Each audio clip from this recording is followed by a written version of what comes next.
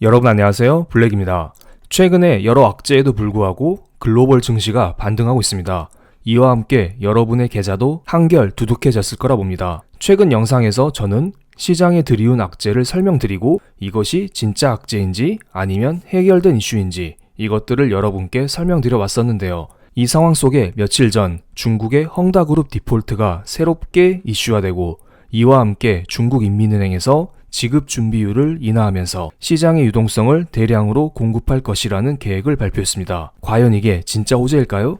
이것 때문에 증시가 반등하는 것일까요? 이것에 대해 오늘 알아보는 시간을 갖겠습니다. 많이 아시겠지만 중국의 헝다그룹 디폴트 이슈가 새롭게 대두되었습니다. 이것은 많이 아시는 내용이기 때문에 아주 간단히만 설명드리겠습니다. 부동산 개발업체 헝다가 지난 6일까지 반드시 지급해야 했어야 할 채권 이자를 내지 못했다고 합니다. 이것은 이미 한 달 전에 지급되었어야 했었을 채권 이자인데 한 달 유예 기간을 가졌음에도 불구하고 또다시 채권 이자를 지급하지 못했다고 합니다. 그래서 이번에는 두 건의 달러 채권에 걸쳐서 8,200만 달러, 한국 돈으로 976억 원의 채권 이자를 지급하지 못했다고 합니다. 그런데 채권 이자가 전부가 아니에요. 헝다그룹은 달러 채권 이자뿐만 아니라 갚아야 할 원금, 즉 달러 채권 규모가 22조 원 정도 있다고 합니다. 엄청난 수준이죠. 이 정도면 파산을 면하기는 쉽지 않아 보입니다. 실제로 중국 위안화 표기 채권은 중국 당국의 개입 의지만 있으면 채무 조정이 비교적 용이할 수 있지만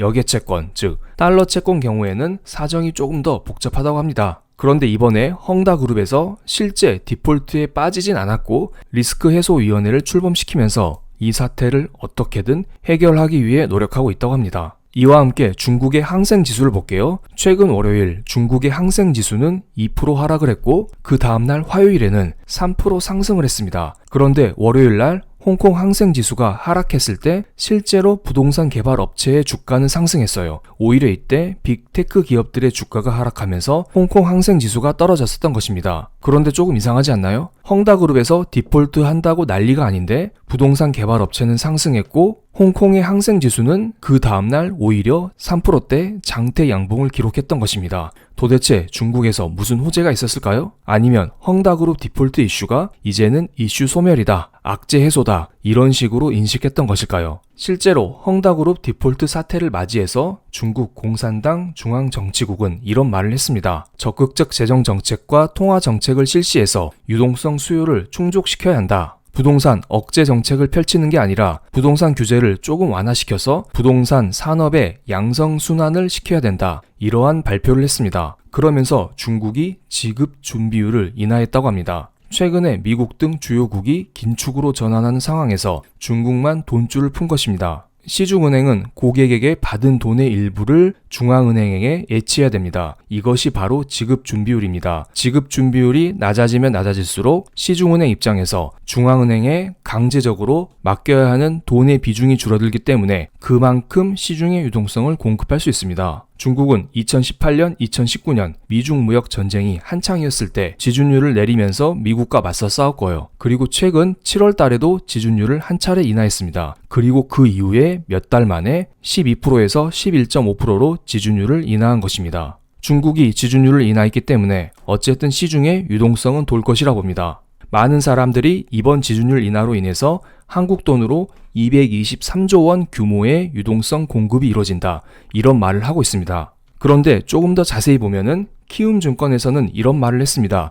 지준율 인하 효과 제한적. 이번 지준율 인하로 인해서 시중의 유동성이 공급되는 것은 확실합니다. 그런데 이 돈의 상당 부분을 빚을 갚는 데 쓰일 것이라고 합니다. 다가오는 12월 15일 만기가 도래하는 MLF 상환에 대부분 쓰인다고 합니다.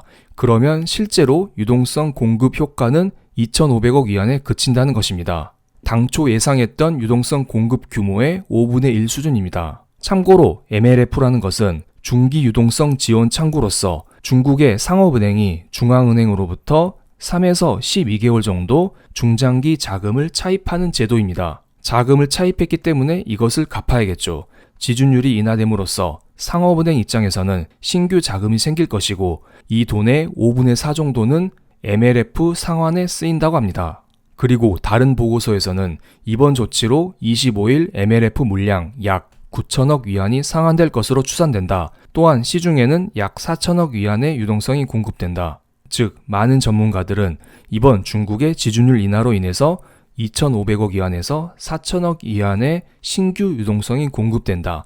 이러한 전망을 하고 있습니다. 여러분이 보셨던 기사 헤드라인에 비해서 실제로는 4분의 1에서 5분의 1 수준의 유동성이 공급된다고 보시면 됩니다. 그런데 어쨌든 유동성이 공급되는 것 자체는 호재이긴 호재입니다. 돈줄을 줄이는 것보다 돈줄을 푸는 게 조금 더 경기 회복에 도움이 되기 때문입니다. 그래서 이것을 긍정적으로 해석하는 보고서를 하나 가져왔습니다. 왼쪽 그래프를 먼저 보겠습니다.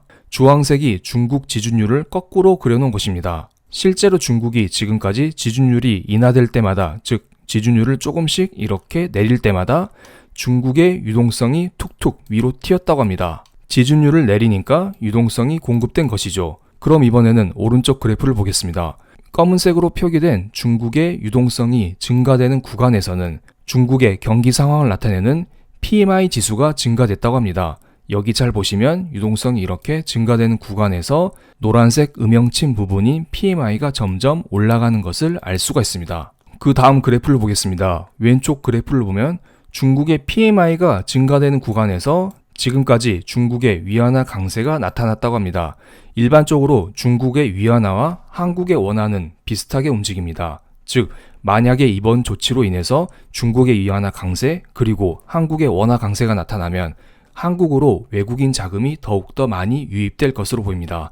그러면 한국의 코스피 지수에도 긍정적으로 작용하게 되겠죠. 그런데 여기에서 이 보고서에서는 하나 간과한 게 있습니다.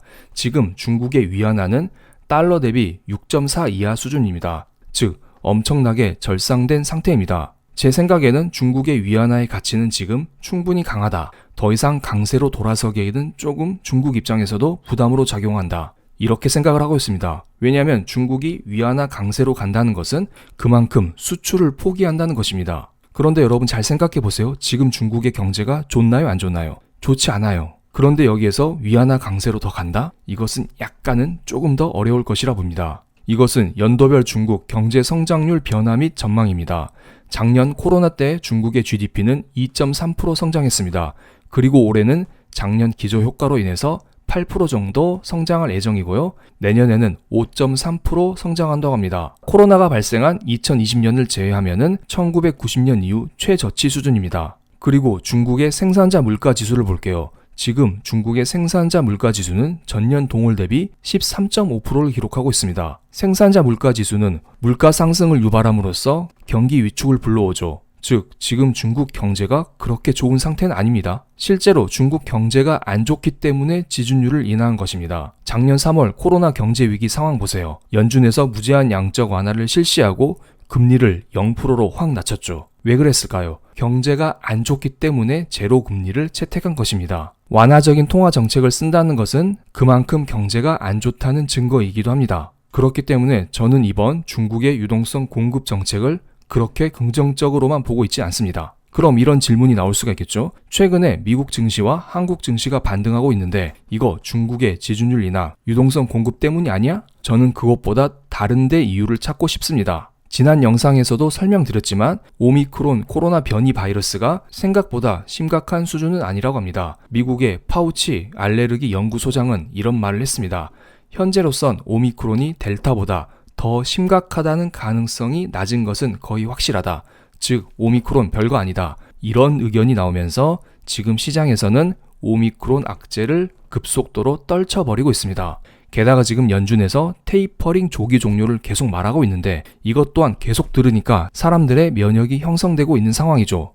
그래서 제가 말씀드리고 싶은 것은 중국의 유동성 공급을 너무 긍정적으로만 보지 말고 지금은 연준의 스탠스, 다가올 연준회의 이것에 조금 더 집중하자 이런 의견을 드리겠습니다. 그럼 오늘 영상 여기서 마치겠습니다. 감사합니다.